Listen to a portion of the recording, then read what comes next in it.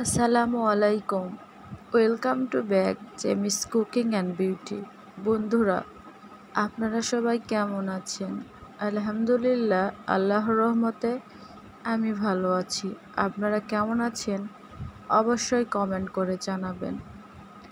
আজকে আমি ব্রয়লার মুরগির কষা ভুনা রেসিপি আপনাদের সাথে শেয়ার করব। আশা করি রেসিপিটি আপনাদের ভালো লাগবে। আমি ব্রয়লার মুরগির এই দুর্দান্ত মজাদার কষা ভুনাটি আপনাদের সাথে শেয়ার করছি। অনেকেই ব্রয়লার মুরগি খেতে পারে না, কিন্তু আপনি যদি এভাবে কষিয়ে রান্না করেন তাহলে অবশ্যই সবাই চেটে পুটে খাবে। কারণ ব্রয়লার মুরগি যদি এভাবে কষিয়ে রান্না করা হয় খেতে দারুণ মজা হয়। বিশ্বাস না হলে আপনি একবার ট্রাই করে দেখতে পারেন। চলুন কথা না বাড়িয়ে রেসিপিটি তৈরি করে নেওয়া যায়। এখানে আমি 2 কেজি পরিমাপের একটা ব্রয়লার মুরগি নিয়েছি। মাংসগুলোকে কেটে ধুয়ে পরিষ্কার করে নিয়েছি। এখন আমি দিয়ে দিচ্ছি স্বাদ মতো লবণ, দিয়ে দিচ্ছি সামান্য পরিমাণ মরিচের গুঁড়া, দিয়ে দিচ্ছি সামান্য পরিমাণ হলুদের গুঁড়া। এই 3টি উপকরণ ও দিয়ে দিচ্ছি আদা রসুনের পেস্ট, এটিও দিচ্ছি অল্প পরিমাণ। সবগুলো উপকরণ একসঙ্গে মিক্সড করে মেখে ঢাকনাতে ঢেকে রেখে দেব। এরপর চুলায় আমি প্যান বসিয়ে পেঁয়াজগুলো বেরেস্তা করে নিচ্ছি। পেঁয়াজগুলো এভাবে লাল লাল করে ভেজে নিতে হবে। বন্ধুরা, আমার এই রেসিপি যদি আপনাদের ভালো লেগে থাকে তাহলে অবশ্যই চ্যানেলটি সাবস্ক্রাইব করবেন এবং লাইক কমেন্ট করে জানাবেন আপনাদের কেমন লেগেছে। আর আপনারা অবশ্যই বাসায় এই রেসিপিটি ট্রাই করবেন। এর মাঝে দিয়ে দিচ্ছি কয়েকটা দারুচিনি, সাদা ও কালো এলাচ ও তেজপাতা। এগুলো একসঙ্গে মিক্সড করে ভেজে নিচ্ছি।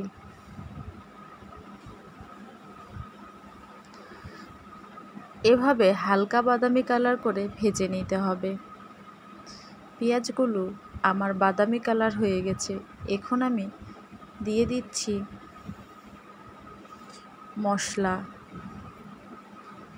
মশলাগুলোকে পেঁয়াজের সাথে কষিয়ে নিতে হবে। আমি প্রথমে দিয়ে দিচ্ছি আদা রসুনের পেস্ট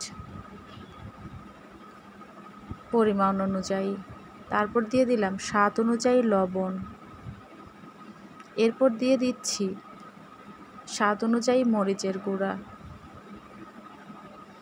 আপনারা চাইলে এখানে কাঁচামরিচ ব্যবহার করতে পারেন।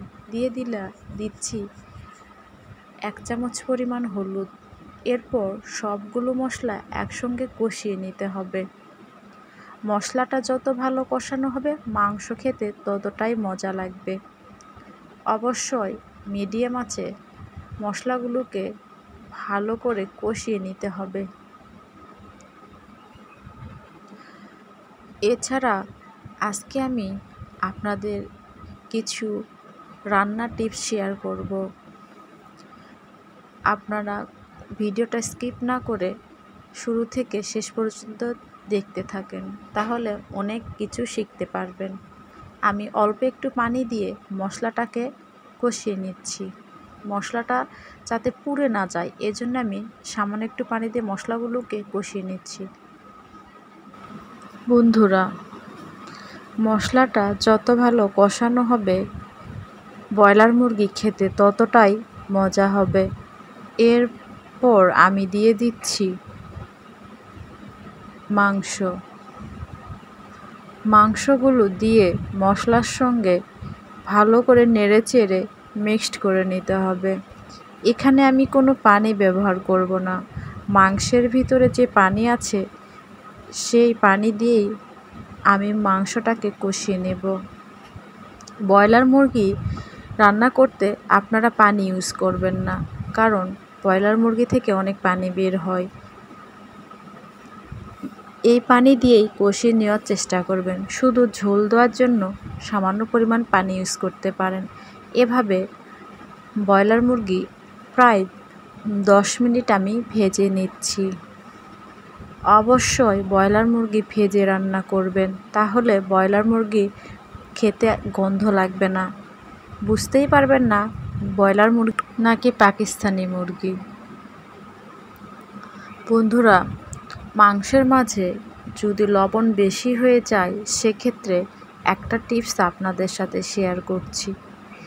একটা আলু কেটে মাংসের মাঝে দিয়ে দিবেন, তাহলে দেখবেন এক্সট্রা যে লবণ ছিল সেটা আর থাকবে না, কারণ আলু এক্সট্রা লবণ শোষণ করে নেবে।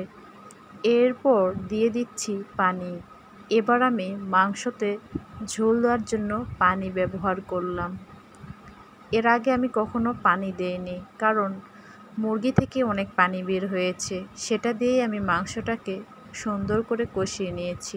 এখন আমি ঝোল দেওয়ার জন্য পানি ব্যবহার করলাম, তবে বেশি পানি দেওয়া যাবে না, তাহলে মাংস সিদ্ধ বেশি হয়ে যেতে পারে, মাংসগুলো ছিঁড়ে ছিঁড়ে যেতে পারে। সামান্য একটু পানি দিবেন, এরপর ঢেকে রেখে দেব। 5 মিনিট পর আমি ঢাকনা উঠিয়ে দেখি মাংসটা আমার হয়ে গেছে। ব্রয়লার মুরগি এভাবে মাখা মাখা খেতেই ভালো লাগে, ব্রয়লার মুরগির ঝোল রাখলে ভালো লাগে না। আপনারা অবশ্যই ব্রয়লার মুরগি এভাবে কষা রান্না করবেন। চুলা থেকে নামে পরিবেশন করলাম, আমি এভাবে পরিবেশন করেছি, দেখুন কতটা সুন্দর লাগছে। মাংসটা দেখতে যতটা সুন্দর হয়েছে, খেতেও দারুণ মজা হয়েছে। আপনারা নিজেরা অবশ্যই বাসায় এই রেসিপি ট্রাই করে খেয়ে দেখবেন, আর কমেন্ট করে আমাকে জানাবেন এটি কেমন হয়েছিল। বন্ধুরা, আপনারা অবশ্যই ব্রয়লার মুরগির এই রেসিপিটি রান্না করে মেহমান আসলে খাওয়াবেন, দেখবেন মেহমান আপনার ভক্ত হয়ে যাবে, কারণ ব্রয়লার মুরগি এভাবে কষিয়ে রান্না করলে যে কেউ খেয়ে প্রশংসা করতে বাধ্য হবে। আজ তাহলে এ পর্যন্তই।